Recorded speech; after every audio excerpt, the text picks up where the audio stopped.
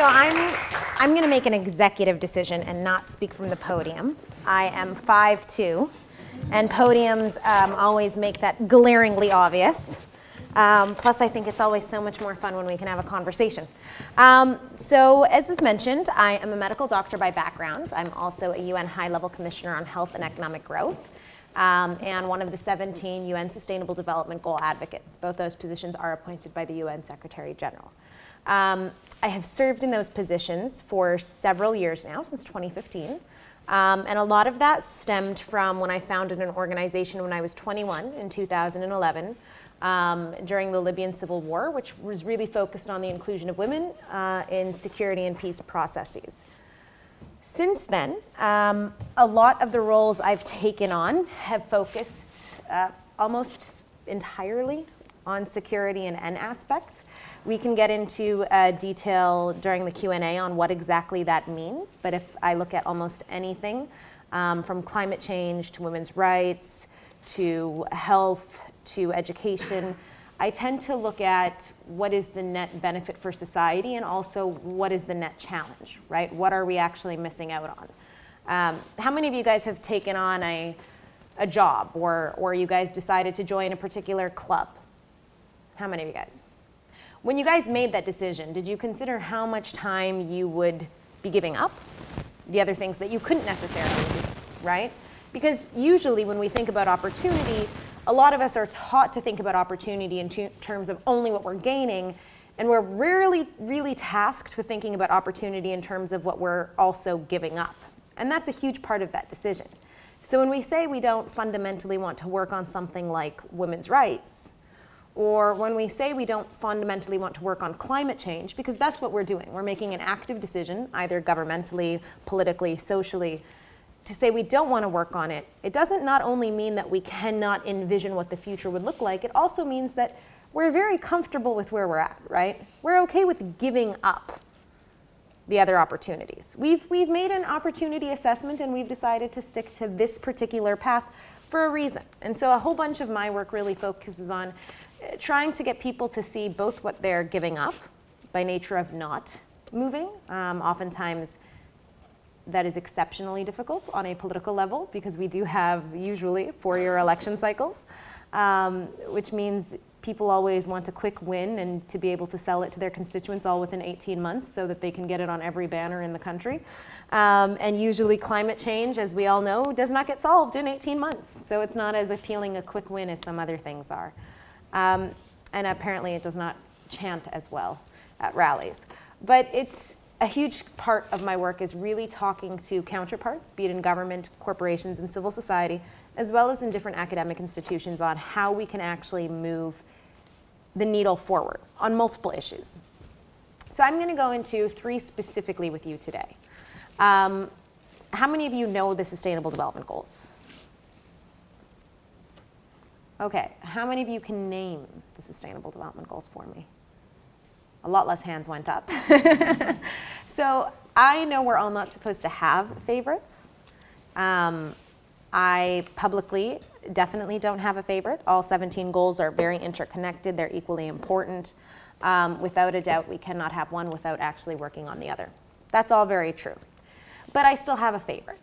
I actually have 3. I am a medical doctor by background, so obviously quality health is something that I value. I think when you look at the reality of prosperous, capable societies, if you do not ensure health, it is very difficult for a group of people to feel any type of trust in their government. It's very difficult for them to feel any type of ownership over their economy. It's difficult for them to feel any type of empowerment or agency. And I think health, particularly for women when it comes to women's reproductive rights, is actually the ultimate game changer for a woman's life. If you do not have control over your own body and cannot make decisions about what you want to do with it, it's very difficult to imagine that you're going to want to have control or be able to have control over other things. And so I do think the manipulation and the misuse of policy to infringe on women's health rights in particular is one of the most institutionalized way we ensure that women are devoid of their capability and their rights in the long term. So health, obviously, is one that I prioritize. Education, I am a board member for the Malala Fund. I'm also a board member now for Oxfam America, and one of my biggest priorities is education. I do think it is the reason I am where I am. I would argue it's probably why you are all where you are. I mean, I was once told by a funny comedian that the greatest privilege in life is to be born rich. Now, naturally, he was born rich, and so he felt like this was something he would tell me. And I have, over the years, fundamentally disagreed. I think the greatest privilege in life is to be born with the with the understanding of education, with the fact that this is something you're going to get. Because I genuinely think if a person has access to education, they have access to opportunity, and they have access to make opportunity their own.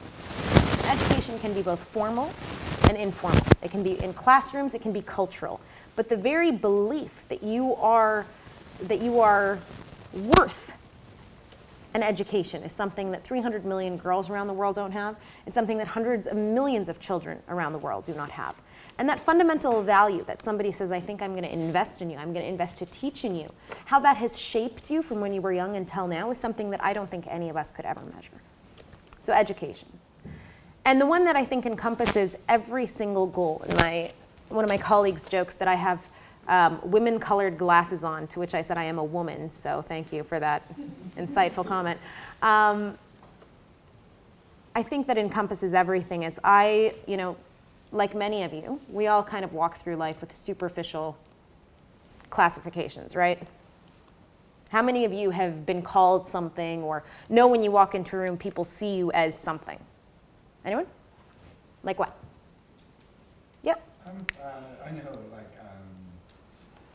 I was walking down the street with holding hands with my then boyfriend, and someone made a passing remark with people going down the street. So you know that that's something that's socially classified about you. What else? Who else? Who else? What identity do you have? So I pass as a lot of nationalities to people, so I feel like I get something when I'm classified as sometimes people would say I think I'm mixed and I get the N-word shouted at me, or other people would know that I'm Arabic when I'm with my mom. So when she's wearing her hijab, I'd get a lot of derogatory words there. So something I'd be classed in as like a woman of colour, or just kind of a thing of, I don't know, like someone foreign. Or As other. as other, yeah. Okay. What do you walk through life? Yeah.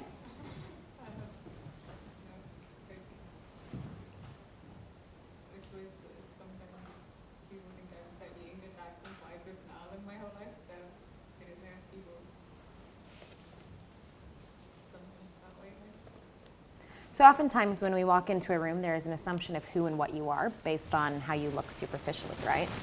I walk into a room knowing full well that I am a young minority woman of color, right? I'm Muslim, so by default, that has a lot of baggage attached to it in today's world. I'm visibly Muslim, which adds another layer, so people make a lot of assumptions about my level of conservatism or my level of faith. I am, and this is actually, so when I was 21 and I founded my organization, a colleague of mine, a mentor who I actually admire greatly, an older man, sat me down after a meeting, and I was angry in the meeting because I had the best ideas and people weren't listening to me. There were all these old men who were just talking at each other, and I was like, guys, you guys need to pay more attention. And after the meeting, I had very frustratedly told him, like, why don't they listen? And he sat me down and said, listen, you need to recognize that when you walk into a room, doesn't matter how educated you are, what you've accomplished, you are a young Muslim Arab woman. And he said, you're lucky. You know, at the end of the day, being a woman gives you certain advantages. But his favorite thing was, when it comes to age, you grow out of it eventually.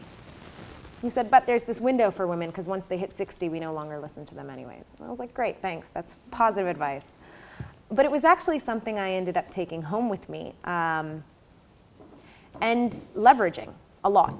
Because my point here is, you're going to walk through life, you're going to walk into a room as a young woman, right? You're going to walk into a room as a gay man, right? You're going to walk into a room as some people might assume mixed Arab woman, right?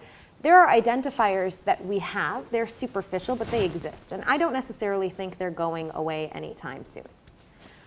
What I do think is that you also walk into a room with an audience that nobody else in that room probably has, with an experience that nobody else in that room probably has, with an outlook and with ideas and with this potential for implementation that I will never have because I've never experienced your life or your realities.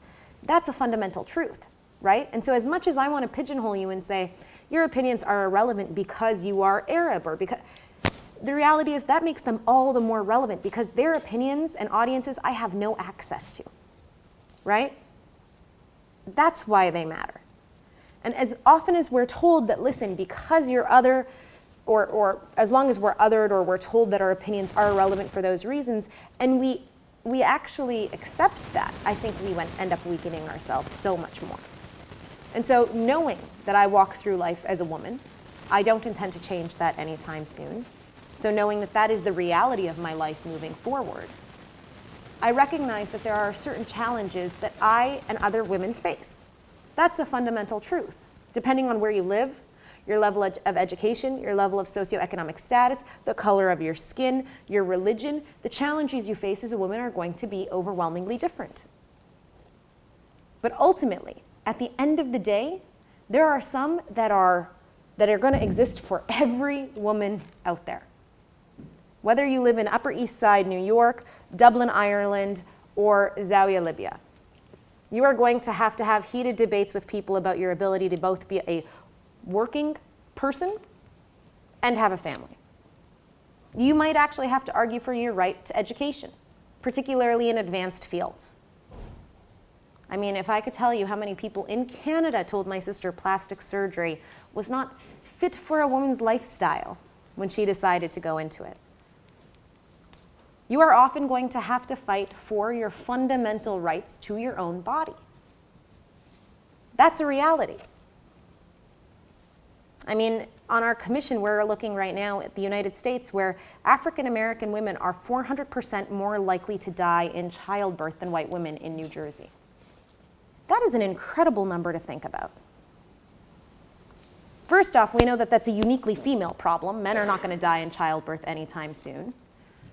Well, I mean, I've seen a few fathers faint, but that's about it.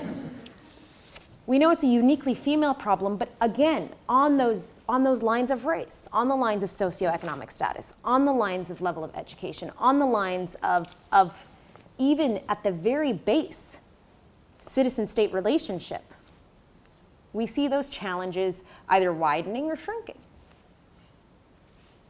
We know for a fact, I mean, I can sit in some of the most powerful rooms in the world with some of the most powerful people and know inherently that when we talk about healthcare, particularly reproductive health or girls' education, they label them as women's issues. Who here knows what's the most cost-effective and practical solution for climate change in the world?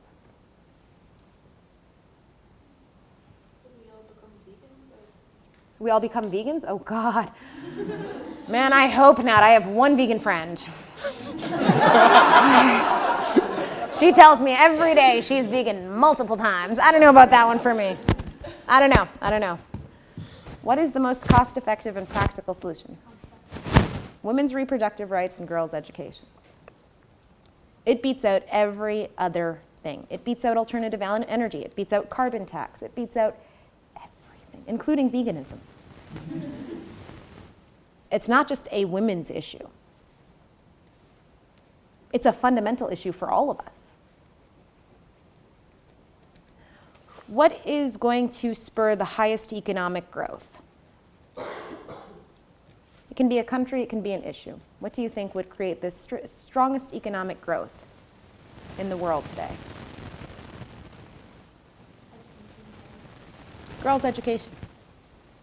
Girls' education can actually create more economic growth than China and India combined if we were to actively educate and invest in girls and women. If you educate 10% of the girls in a country, the national GDP will grow 2 to 3%. How much money do working women reinvest into their local community, percentage-wise?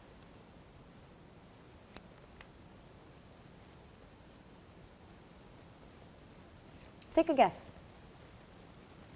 How much do employed women reinvest into their community?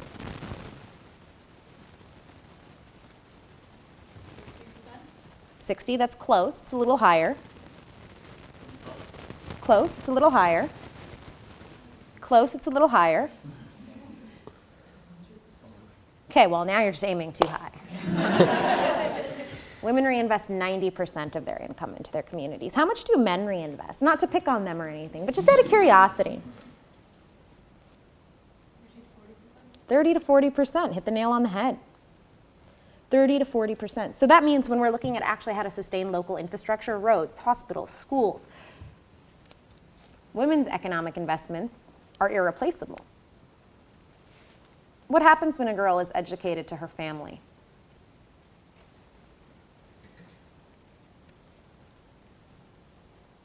I'll give you guys a hint. It has to do with some money. More income.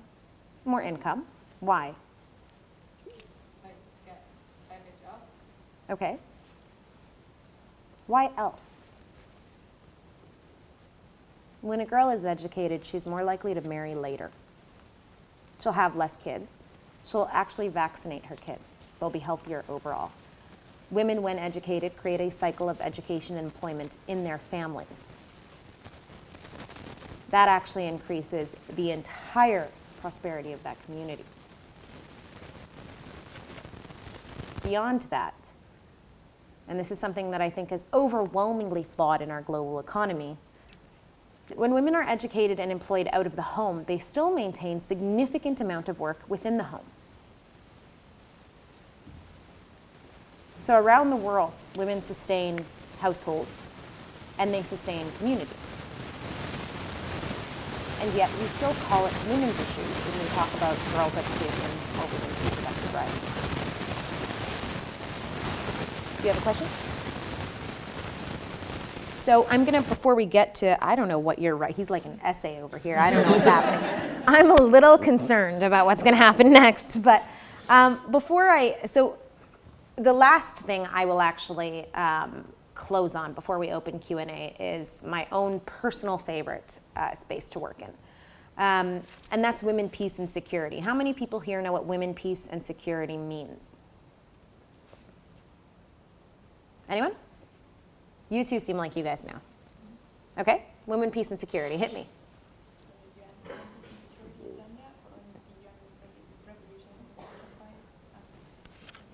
Yeah, and what does the resolution state? What's the general thesis? Protection of women, empowerment of women, participation of women in building peace, the health and security issues concerning women in conflict and post-conflict environments. Perfect. I should just take you to every talk. So the Women, Peace, and Security Agenda, or Resolution 1325, was passed in the year 2000. And it was the first time internationally that it was recognized that women have unique roles in building peace and in conflict and post-conflict countries. Now, at its onset, the agenda was overwhelmingly leaned more towards protection. Governments, countries, member states, almost entirely leaned towards protection and ensuring the rights of women in those communities, which was fantastic. But definitely, I think, underestimated the amount of agency women have in peace building. In the years since, what we've seen is a complete shift in that conversation, mainly because of the empirical evidence that shows us that without women, it's unlikely peace can be sustainable. How many, percentage-wise, how many peace processes fail within 5 years? Now remember, a peace process usually takes multiple years, usually takes millions of dollars, hundreds of millions of dollars. How many peace processes fail within 5 years? 50%? Close but higher. Close but higher. You guys are, when I say like higher, everybody's going for the lowest jump. Close but higher. 90%. 90% of peace processes fail within 5 years. When women are included, how much more likely are they to succeed?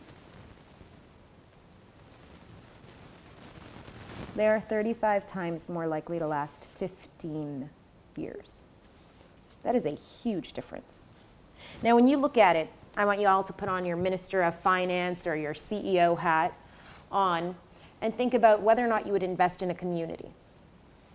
Now, the odds are 5 years out of a conflict, particularly if you notice that the community is re-engaging in conflict, you're probably not going to say, hey, let's open our plant there, or let's open our company, or let's work there. That's usually unlikely. You're probably not going to say, let's invest in the local schools, let's invest in the infrastructure, because your assumption is that it'll just be bombed again, right?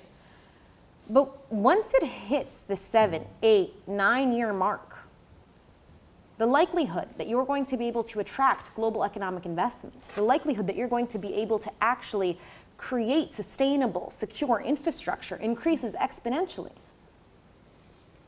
And so, by default, does the likelihood for peace. Because you're now able to provide services. You're now able to actually create and grow an economy.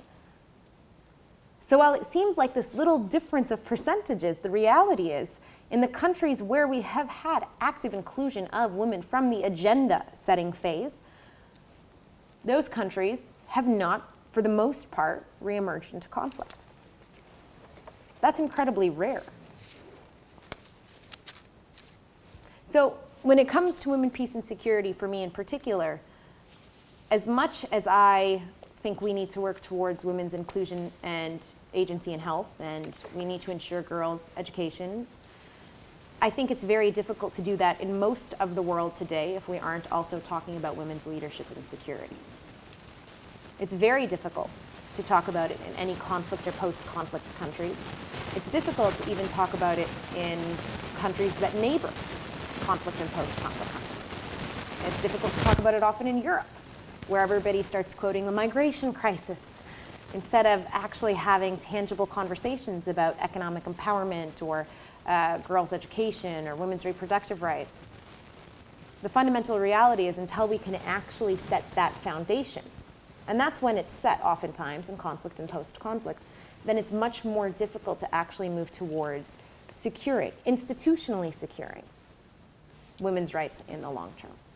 And now I will turn it over to you and to the big notebook.